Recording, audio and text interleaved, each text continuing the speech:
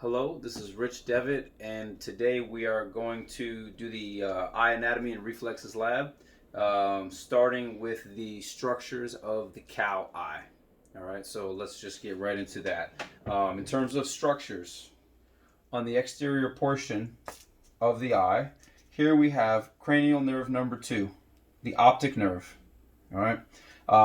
Extrinsic eye muscle. So these are all the extraocular muscle tissue here around the outside. You can see that it has a darker kind of meteor color right here. All right. The cornea right here. So this is the outermost structure in the anterior of the eye that we have done our dissection through.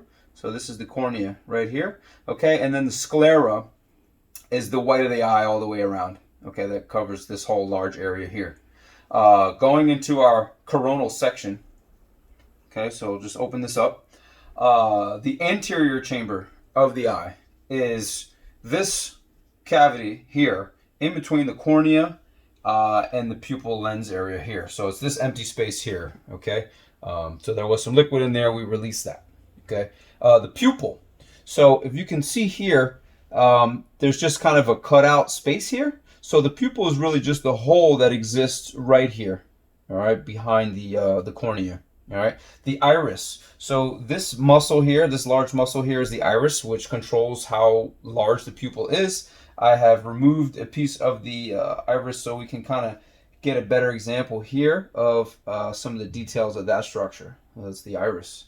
The lens. So this is the lens here. Okay, translucent, but a little bit yellowish in color and very rigid. The retina is right here. So we can see that this structure is very kind of phosphorescent looking, right? You can kind of see the different colors there from the different angles. It's a very complex visual presentation here with the retina. And then lastly, we have the choroid, which is this thicker structure here, the connective tissue outside of the retina and the rest of the eye right here. All right. So those are the structures of the cow eye.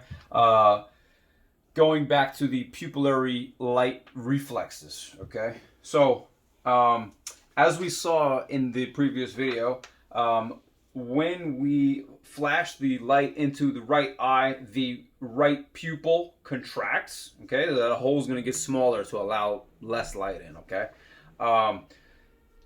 So, the light has to go through several structures of the eye for that to happen. So, it's going to first enter through the cornea, go through the anterior chamber, okay, then it's going to go through the pupil, it's going to hit the lens, through the lens, and then into the posterior cavity of the eye, where finally it will make its way back to the retina.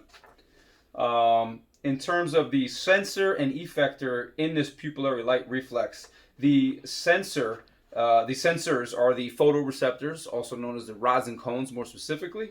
And the effector would be the iris, which actually contracts. Okay. The cranial nerves required for this reflex are the optic nerve, which is the sensory nerve here, and we have the oculomotor nerve also, which is going to initiate that response from the iris.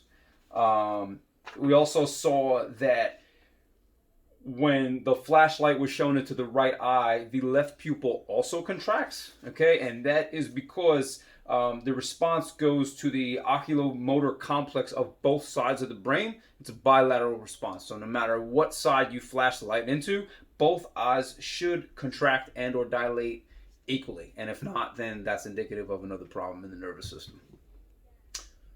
And that concludes the lab for eye anatomy and reflexes. Thank you for watching.